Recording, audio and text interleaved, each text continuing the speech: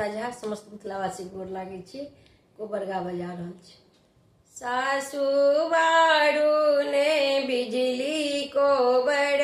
घर में, सासू बारू ने बिजली कोबर घर में, कोबर घर में, कोबर घर में, सासू बारू ने बिजली कोबर घर में, सासू बारू ने बिजली कोबर घर में। कहाँ चिड़िया लिखल, कहाँ चुनमुन लिखल, कहाँ चिड़िया लिखल, कहाँ चुनमुन लिखल, कहाँ लिखल सरोवर कोबर घर में, कहाँ लिखल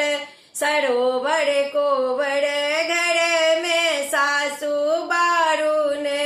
बिजली कोबर घर में, सासू बारू ने बिजली को बड़े घर में। बायां चिड़िया लिखल, दायां चुनमुन लिखल, बायां चिड़िया लिखल, दायां चुनमुन लिखल, बीच लिखल सरोवर कोबर घर में, बीच लिखल सरोवर कोबर घर में, सासू बारू ने बिजली कोबर घर में, सासू बारू ने बिजली कोबर घर में। कहाँ दुल्हा बैसल, कहाँ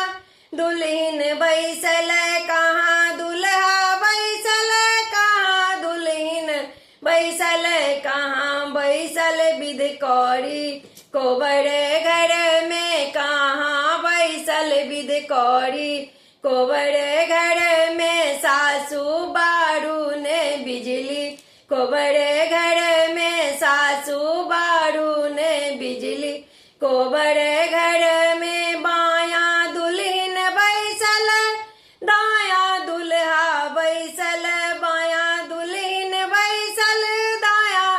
दुल्हा बैसल, बीच बैसल बिधकौरी कोबर घर में, बीच बैसल बिधकौरी कोबर घर में, सासू बारू ने बिजली को